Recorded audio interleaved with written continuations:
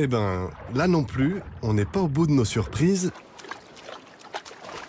Grâce à un autre habitué des Galapagos bien plus connu que les otaries.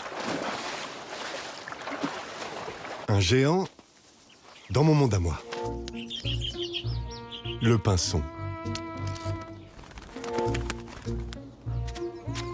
C'est grâce à des individus comme eux que Darwin a pu consolider sa théorie révolutionnaire et expliquer comment les animaux évoluent au fil du temps. Comment tous les êtres vivants sont devenus ce qu'ils sont. Et le plus fou, c'est que ces oiseaux continuent d'évoluer.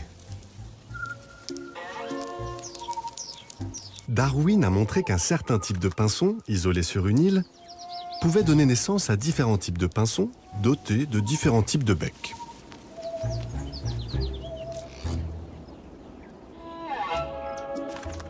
Il y a un bec pour les graines, un bec pour les fleurs, un bec pour les bestioles. Trop bon. Et même un bec pour le sang. Chacun de ces becs s'est adapté sur des millions d'années aux conditions propres à chaque île. C'est la sélection naturelle, pour reprendre l'expression. Il ne s'agit pas d'un simple changement de comportement. Ce sont les caractéristiques physiques qui ont évolué. Jusqu'ici, on est bon. Mais les recherches montrent que Darwin avait tout faux sur un certain aspect de la question.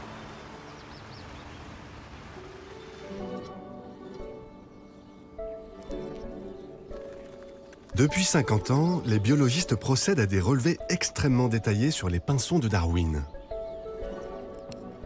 Et ces données révèlent un fait qui aurait étonné le naturaliste anglais. La vitesse de l'évolution.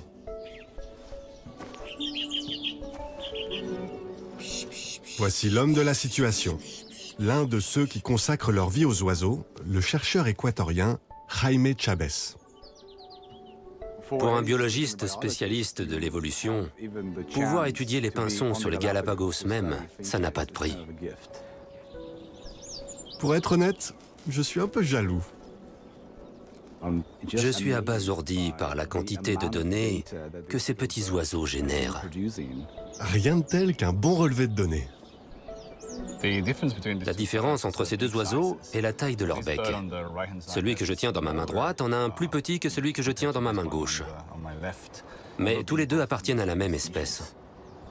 Ces variations infimes peuvent être une question de vie ou de mort. À peine 1 mm de longueur d'écart. Ça paraît très peu, mais en cas de catastrophe environnementale, la moitié de la population peut disparaître. Celle dont le bec n'était pas adapté pour y faire face. Pas besoin qu'une île soit complètement transformée pour que des évolutions commencent à s'y produire. Les données montrent qu'il suffit d'un élément déclencheur assez puissant, comme une grave sécheresse, pour que la forme du bec change quasiment du jour au lendemain. L'évolution sur les Galapagos est très rapide. Elle est même mesurable d'une année sur l'autre. Et voilà, l'ami Darwin s'est un poil trompé. Un changement biologique peut se faire sur quelques années seulement, et non pas sur des millions, comme il le pensait. C'est une sacrée découverte, croyez-moi. Et les biologistes comme Jaime assistent en direct à cette évolution. Et c'est pas terminé. Car Jaime étudie maintenant dans quelle mesure nous, les humains, pouvons être cet élément déclencheur. Le développement des villes sur les Galapagos est synonyme de nouvelles sources de nourriture. Et vous savez quoi? Les becs des pinsons se modifient encore une fois. La nourriture des hommes agit comme un nouveau facteur de changement. On observe à la fois des petits becs, des becs moyens et même des grands becs chez les pinsons des villes. Ce que Jaime constate, c'est qu'avec toute cette nourriture à disposition, il n'y a plus besoin de se spécialiser. Toutes les formes de bec font l'affaire. Et dans certains lieux, cette situation mène à des revirements assez incroyables. Certains pinsons qui s'étaient séparés en espèces distinctes se reproduisent aujourd'hui ensemble.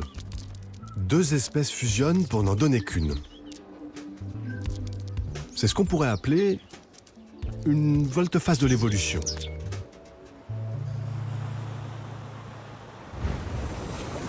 Ce qu'on réalise ici sur les Galapagos, c'est que les animaux ont une capacité bien plus grande qu'on ne le pensait à s'adapter au monde en mutation.